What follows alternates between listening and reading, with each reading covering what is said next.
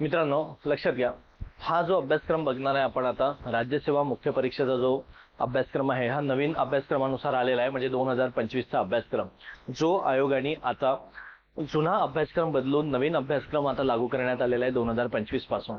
तर त्याचं स्वरूप कसं असणार आहे, कशा पद्धतीने असणार आहे, हे समजून घेणं फार महत्वाचं आहे आपल्याला. प्रत्येक गोष्ट त्यामधला प्रत्येक बारकावा कशा पद्धतीने आलेला आहे. म्हणजेच काय, आपल्याला जर अभ्यास सुरू करायचा आहे तर आपल्याला येणाऱ्या अडचणी काय असू शकतात, कशा पद्धतीने आपल्याला पूर्ण करायच्या आहे त्या. बरोबर. म्हणजे आपल्याला अभ्यास सुरू करणं, जी तुमच्या मनात भीती असेल की अरे अभ्यासक्रम कशा पद्धतीने आपल्याला सुरू करायचा, कशा पद्धतीने अभ्यास करायचा आहे, त्यानंतर त्यासाठी काय वाचावं लागणार, मग त्यासाठी आपली पहिली परीक्षा आहे किती कठीण असेल, किती सोपी असेल, मग त्या हे तुमच्या डोक्यामध्ये शंकेचं वादळ निर्माण झालेलं आहे. म्हणून लक्षात ठेवा मित्रांनो, की आपल्याला ती जी शंका आहे ते दूर करून कशा पद्धतीने आपल्याला अभ्यासाला सामोरं जाता येईल हे फार महत्वाचं आहे.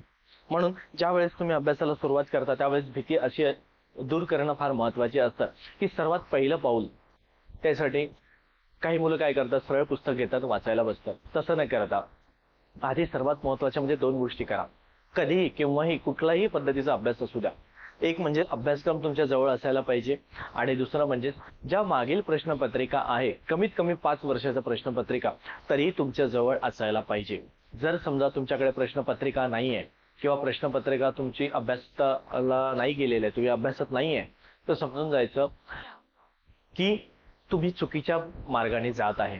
हे फार महत्वाचं आहे. आणि तुम्ही चुकीच्या मार्गाने जात आहे म्हणजे याचा अर्थ तुमची सुरुवात चुकली तर शेवट नक्की चुकणार मित्रांनो. आता बघा, त्यामध्ये सुरुवात कशा पद्धतीने आहे, आपल्याला काय काय समजून घ्यायचं, अगदी सोप्या पद्धतीने समजून घेण्याचा प्रयत्न करू. लक्षात घ्या, आता त्यांनी काय म्हटलेलं आहे बघा, राज्यसेवा 2025 ज्या पद्धतीने लागू असणार आहे, तर मग हे कशा पद्धतीने होणार आहे. मग हे बघा, त्यामध्ये माध्यम असं आलेलं आहे. हे बघा, पहिल्यांदा असणारे ते 3 टप्पे त्यामधले त्यांनी दिलेले आहे. एक म्हणजे लेखी परीक्षा, दुसरं म्हणजे त्यांनी मुलाखतीचा टप्पा, आणि त्याचे पूर्वी जर विचार केला तर आपल्याला येतो पूर्व परीक्षा. म्हणजे अशा 3 टप्प्यामधून आपली परीक्षेचा त्याला एखाद्या विद्यार्थ्याला 3ही टप्प्यामधून त्याला पदापर्यंत पोहोचावं लागतं. त्यातला पहिला टप्पा लक्षात घ्या. बघ, एकूण परीक्षा होणार आपली 1750 गुणांसाठी, हे यामध्ये दिले त्यांनी. बरोबर. त्यामध्ये त्यांचे मुलाखतीचे 275 गुण समाविष्ट होणार आणि एकूण परीक्षा आपली होणार ते 2025 गुणांसाठी. विद्यार्थी मित्रांनो, लक्षात घ्या, आधी मुलाखतीला फार कमी मार्क्स राहायचे, तर आता त्यांनी भर घातलेली आहे, तीच म्हणजे 275 गुणांची. म्हणजेच काय, आपल्याला जी मुख्य परीक्षा आपली होणार आहे त्याचं त्यांनी वेटेज वाढवलेलं आहे, आणि त्यासोबतच मुलाखतीचं सुद्धा वेटेज वाढवलेलं आहे मित्रांनो. म्हणून अभ्यास करताना सुरुवात ज्यावेळेस करणार त्यावेळेस मुख्यपासूनच सुरुवात करा. म्हणजेच काय, ज्या वेळेस तुम्ही पूर्वला येणार त्यावेळेस बऱ्यापैकी पॉईंट तुमचे कव्हर झालेले असेल. बरोबर. बघा, आता त्यामधला एक एक मुद्दा करत नाही. त्यातला पेपर 1 हा मराठीचा असणार आहे आपल्याला, तो 300 गुणांसाठी दिण्यात आलेला आहे. आणि त्यासोबत त्यांनी काय म्हटलेलं आहे, मराठी माध्यमामधून असणार आहे आणि 3 तास कालावधी देणार आहे. मराठी माध्यमामधून पहिला पेपर असणार आहे. बरोबर आहे. आणि लक्षात घ्या, हे आणि दुसरा पेपर कसा आहे, इंग्रजी, आणि त्यालाही 300 गुण इंग्रजीमध्ये असणार आहे आणि त्यालाही 3 तास दिले आहे. म्हणजे पहिला पेपर हा मराठीचा असणार आहे आणि दुसरा पेपर हा इंग्रजीचा असणार आहे, हे त्यांनी दिलेलं आहे. आणि लक्षात घ्या मित्रांनो, त्यामध्ये काय दिलं त्यांनी, 300 गुणसाठी दिलेलं आहे, पण त्याची पद्धत असणार आहे ती वर्णनात्मक. बरोबर आहे. म्हणजे त्याला आपण डिस्क्रिप्टिव्ह पॅटर्न म्हणतो आपण. बरोबर. पण त्यामध्ये एक अट अशी दिली आहे त्यांनी की 25% गुण मिळणं फार महत्वाचं आहे त्यामध्ये. म्हणजेच काय, आपण त्याला म्हणतो 300 पैकी 25% गुण, म्हणजेच काय, त्याला 300 पैकी 75 मार्क्स मिळणं फार महत्वाचे आहे आपल्याला. म्हणजेच काय, ती जर तुम्हाला 300 पैकी 75 गुण मिळाले, 75 मार्क्स मिळाले, तर तुम्हाला तो पेपर हा क्वालिफाईंग आलेला आहे. आणि हे दोन्हीही पेपरला इतकी गुण मिळणं हे फार महत्वाचे आहे. त्याशिवाय पुढचे पेपर तपासले जात नाही किंवा पुढे जाऊ शकणार नाही आपल्याला. हा एक महत्वाचा मुद्दा आलेला आहे. बरोबर आहे.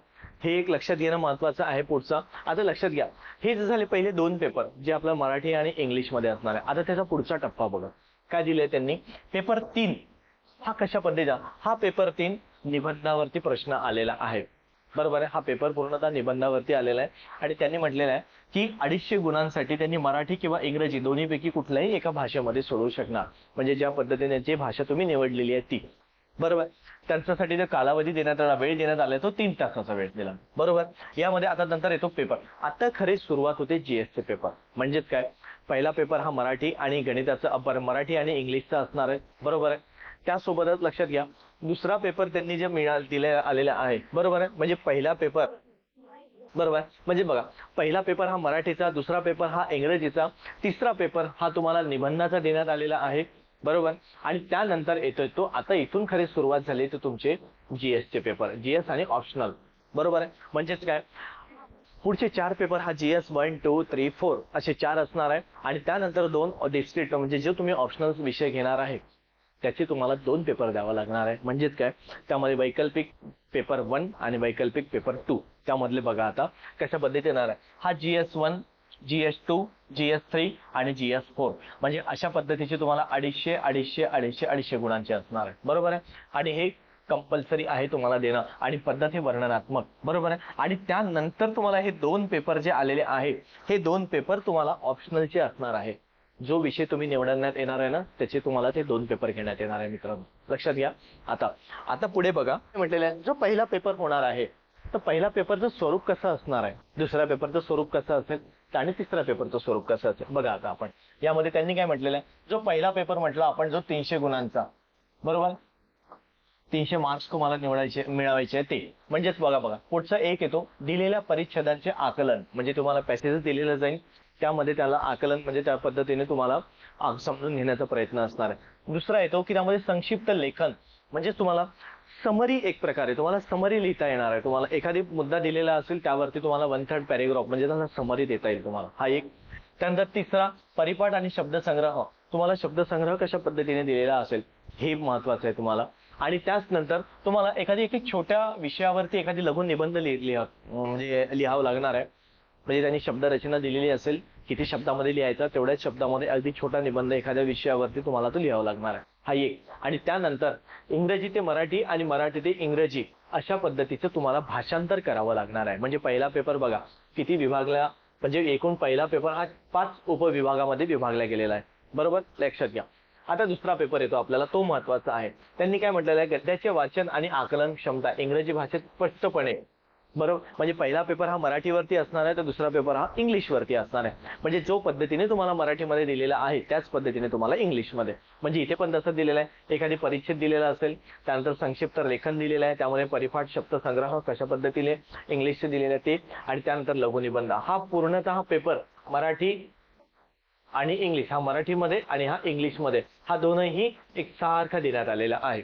म्हणजे तुम्हाला ते समजून घेणं महत्वाचं आहे दोन्ही भाषेमधलं. बरोबर. आता येतो आपण पुढच्या तिसऱ्या पेपरवरती. बरोबर, हे लक्षात घ्या आता. आणि हे दोन्ही पेपर तुम्हाला मित्रांनो यामध्ये 25% मार्क्स मिळवणं कंपल्सरी आहे. हे मार्क्स तुम्हाला कुठेही पकडले, हे बघा यांनी काय म्हटलेलं आहे, या पेपरमधील गुण मानांकनासाठी पकडण्यात येणार नाही. म्हणजेच काय, याच्या आधारे तुम्हाला म्हणजे स्कोरिंग मध्ये हे मार्क्स पकडण्यात येणार नाही. हे फक्त क्वालिफाईंग आहे. जोपर्यंत तुम्ही हे 2 पेपर क्वालिफाय होणार नाही तोपर्यंत पुढचा टप्पा गाठता येणार नाही. हा दिलेला आहे त्यांनी.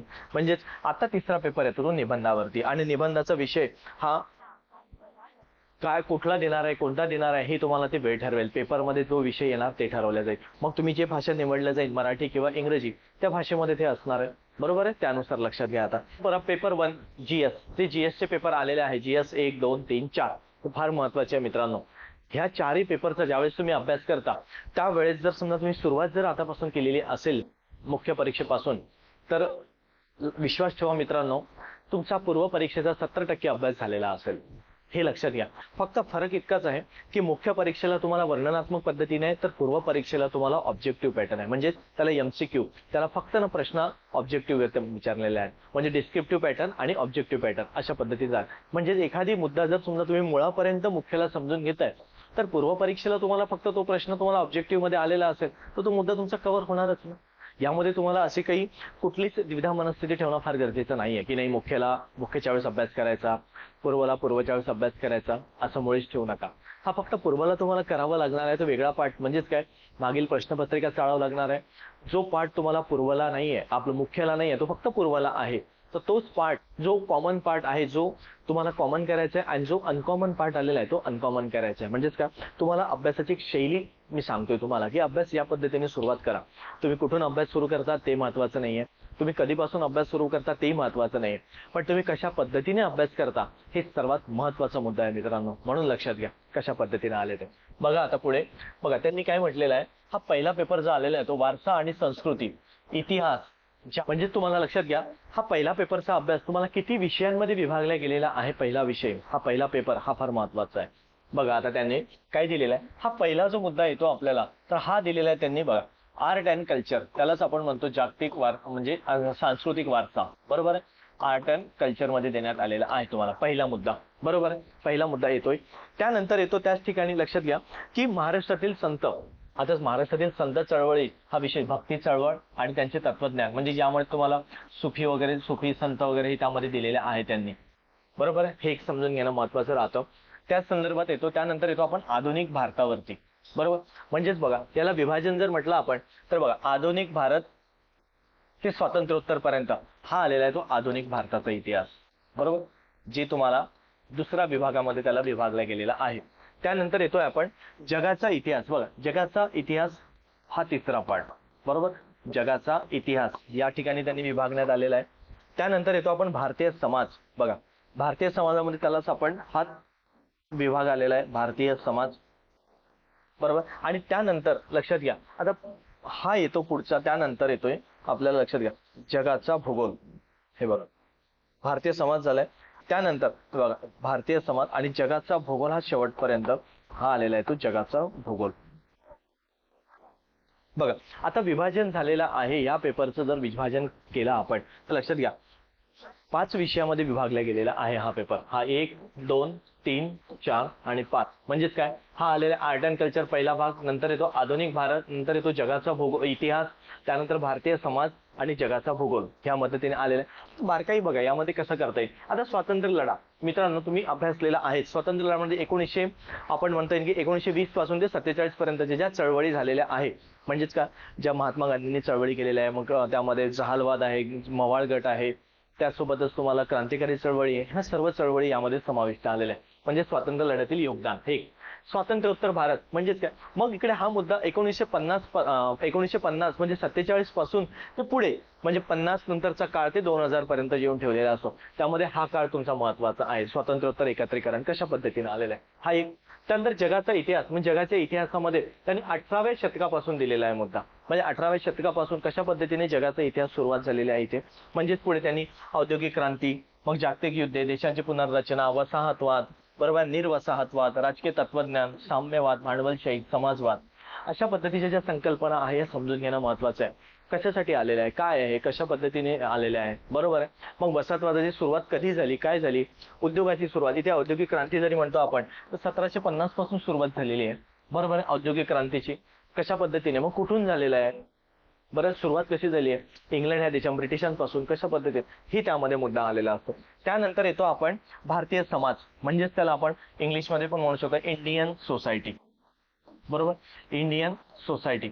मग आता हा मुद्दा लक्षात घ्या मित्रांनो, जर समजा तुमचा पर्यायी विषय जर वैकल्पिक विषय जर सोशलॉजी तर तुम्ही घेतलेला असेल तर त्या ठिकाणी तुमचा पूर्णतः हा विषय म्हणजे त्या ऑप्शनल मध्ये तुमचा ह्या भारतीय समाज, इंडियन सोसायटी ह्या मुद्द्याचा पूर्णतः अभ्यास झालेला असेल. कारण हा मुद्दा तुम्हाला समाजशास्त्र ह्या टॉपिक मध्ये देण्यात आलेला आहे, समाजशास्त्र ह्या विषयामध्ये देण्यात आलेला आहे.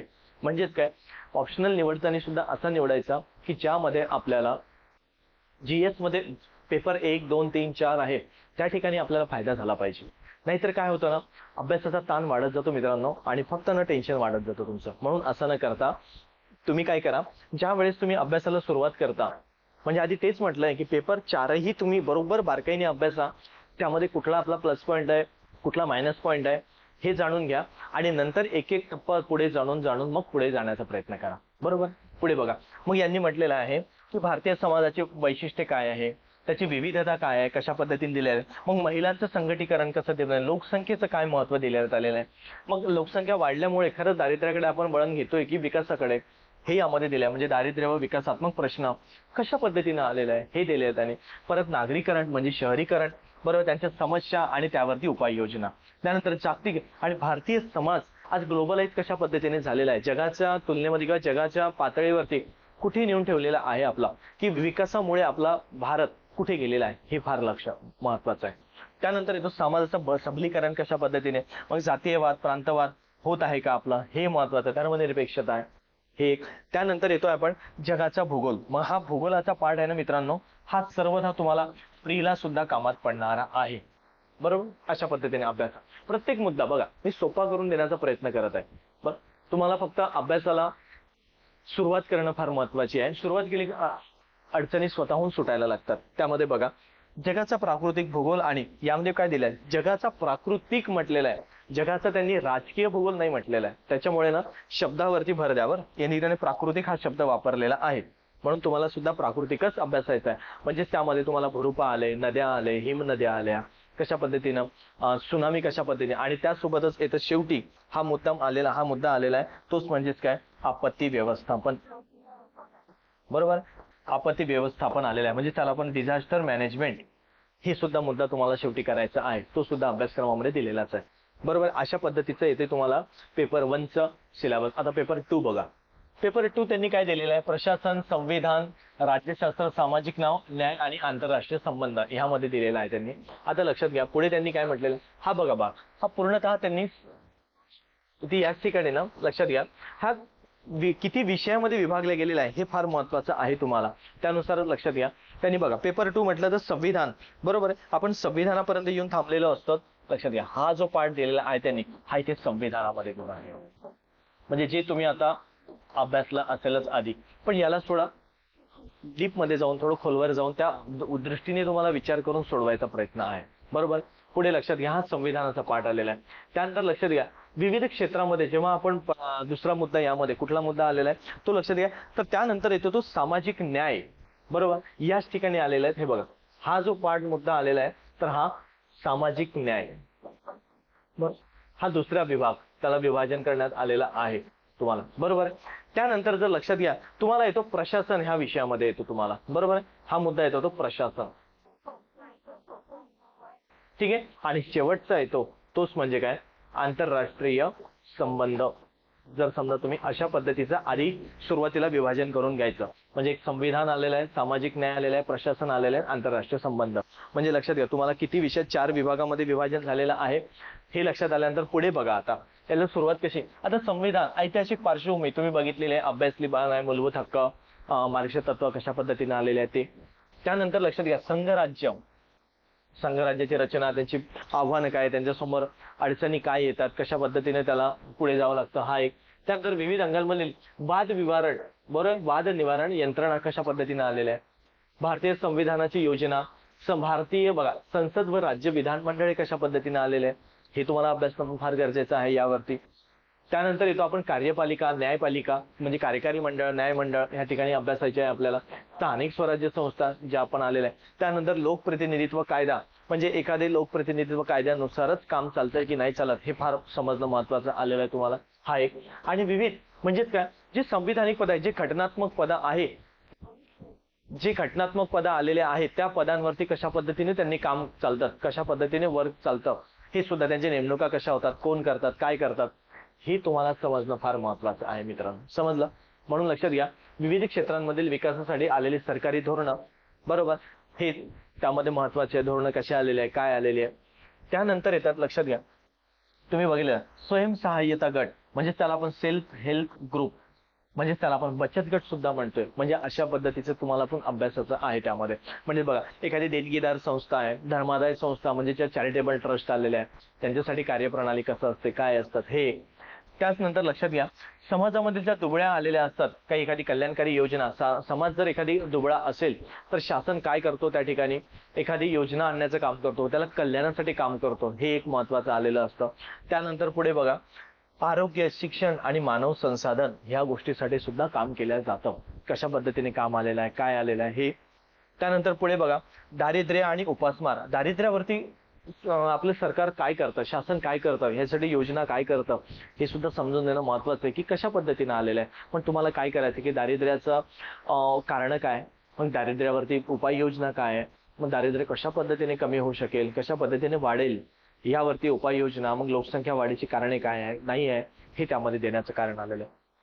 त्यानंतर प्रशासनावरती येतो आपण, म्हणजेच त्याला आपण म्हणतो इंग्लिशमध्ये जर बघायला ई गव्हर्नन्स, बरोबर आहे, ई गव्हर्नन्स आपण आलेला आहे. त्याला ई प्रशासन म्हणजे आपलं जे प्रशासन चाललेलं आहे हा बऱ्यापैकी इंटरनेटवरती आलेला आहे आता, म्हणजे त्याला ई गव्हर्नन्सच्या मार्गवरती चाललेला आहे, म्हणून आपण त्याला त्या पद्धतीने अभ्यासणं गरजेचं आहे. पुढे येतं मग त्यामध्ये नागरिकांची सनद, ट्रान्सपरन्सी, पारदर्शकता असायला पाहिजे, नागरी सेवांची, भारत आणि शेजारी. मग आता बघा आंतरराष्ट्रीय संबंध यामध्ये असं दिलेलं आहे, हा एक मुद्दा फक्त लक्षात घ्या तुम्हाला की आंतरराष्ट्रीय संबंध म्हणजेच काय, जे भारताचे शेजारील राष्ट्र आलेले आहेत. मग प्रत्येक शेजारील राष्ट्र हे एकमेकांशी संबंध फार चांगल्या पद्धतीने असायला पाहिजे. म्हणजे जेव्हा युद्धाची स्थिती येतं, जेव्हा आर्थिक अडचणी येतं, ज्यावेळेस कुठल्याही अडचणी असू द्या, सामाजिक, राजकीय, भौगोलिक, आर्थिक, मग ह्या सर्व अडचणींमधून मार्ग काढण्यासाठी तुम्हाला शेजारील राष्ट्राचे संबंध चांगले असणं फार गरजेचं आहे. मग जेव्हा एखाद्या राष्ट्राचे संबंध चांगले असतात, मग त्यामध्ये एखादे राष्ट्र आपल्याला युद्धस्थितीवरती, आर्थिक स्थितीवरती आपल्याला मदत करतो. म्हणजे याच पद्धतीने म्हणजेच काय, एक येतात की शेजारील राष्ट्र जे अगदी भौगोलिक सीमेनुसार लागलेले आहे, आणि त्यानंतरचा दुसरा मुद्दा की जे इतर राष्ट्र आलेले आहे, म्हणजे जसं अमेरिका आहे, जपान आहे, जर्मनी आहे, म्हणजे सारखे इतरही राष्ट्र आहेत, त्यांच्याशी सुद्धा संबंध आपले सलोख्याचे असणं फार गरजेचे आहे. हे यामध्ये दर्शविलेलं आहे. म्हणजेच का, ज्या राष्ट्राकडून जे मदत आपल्याला मागवता येईल ती मदत आपण घेतो, किंवा आपल्याकडून सुद्धा ज्या राष्ट्राला मदत देता येईल ती मदत सुद्धा देण्याचा प्रयत्न करतो आपण. अशा पद्धतीने तुम्हाला पेपर 2 हा पूर्णतः समजवण्याचा प्रयत्न केलेला आहे. पेपर 3 कसा आलेला आहे हे बघा आता. तर यालाच तंत्रज्ञान, आर्थिक विकास, जैवविविधता, पर्यावरण आणि सुरक्षा व आपत्ती ह्या पद्धतीने समजून घेण्याचा प्रयत्न करा. बरं, पेपर 3 सुद्धा त्याच पद्धतीने विश्लेषण करून घेणं महत्वाचं आहे. बघा आता पेपर 3 जर म्हटलं मित्रांनो, तर बघा गुंतवणूक, जे हा जो मुद्दा आलेला आहे गुंतवणूक प्रतिमाने, हा आलेला तुम्हाला आर्थिक विकासामध्ये. बरोबर आहे, आर्थिक विकास हा तुम्हाला समजून घेणं महत्वाचं आलेला आहे की हा इकॉनॉमिक्सचा पार्ट. म्हणजेच आपण पहिला जो तिसरा पेपर आलेला आहे हा किती विषयामध्ये विभागला गेलेला आहे, ते त्यातला पहिला पार्ट येतो तो म्हणजेच आर्थिक विकास. बरोबर आहे. त्यानंतर लक्षात घ्या आपण आलेलो आहे तेच म्हणजे कुठे, विज्ञान तंत्रज्ञान. बरोबर, विज्ञान तंत्रज्ञान हा म्हणजे सायन्स आणि टेक. बरोबर आहे, सायन्स टेक्नॉलॉजी वरती आलेला आहे. म्हणजे यामध्ये तुम्हाला त्यानंतर येतोय आपण पर्यावरण. हे बघा पर्यावरणामध्ये आलेलो आहे. त्यानंतर परत आपण आपत्ती व्यवस्थापनामध्ये आलेलो आहे. म्हणजे आपत्ती व्यवस्थापन परत बघा GS1 मध्ये सुद्धा शेवटी दिलेला आहे मुद्दा आपत्ती व्यवस्थापन. मग अभ्यासाने काय करायचं, तो मुद्दा आणि हा मुद्दा याला एकत्र करायचं आणि मग अभ्यासाला सुरुवात करायची. म्हणजे बघा जिथे तुम्हाला सिलेबस तुमचा अभ्यासक्रम कॉम्प्रेस होता येत असेल तो कॉम्प्रेस करण्याचा प्रयत्न करा. म्हणजेच काय होईल ना, तुमचे एफर्ट्स अजून कमी लागेल. ठीक आहे, म्हणजे याच ठिकाणी तुम्हाला आपत्ती व्यवस्थापन मध्ये आलेलं आहे. त्याचसोबतच लक्षात घ्या अंतर्गत, बघा अंतर्गत सुरक्षा म्हणजेच काय, भारतीय सुरक्षा म्हणजे त्याला इंडियन सिक्युरिटी. बरोबर आहे, अशा पद्धतीचं तुम्हाला या अभ्यास पेपर 3चं विभाजन झालेलं आहे. आता पुढे बघा की याला कशा पद्धतीने भारतीय अर्थव्यवस्था नियोजन आलेलं आहे, सर्वसमावेशक वाढ. मग हा मुद्दा मित्रांनो तुम्हाला प्रीला सुद्धा कामात आहे.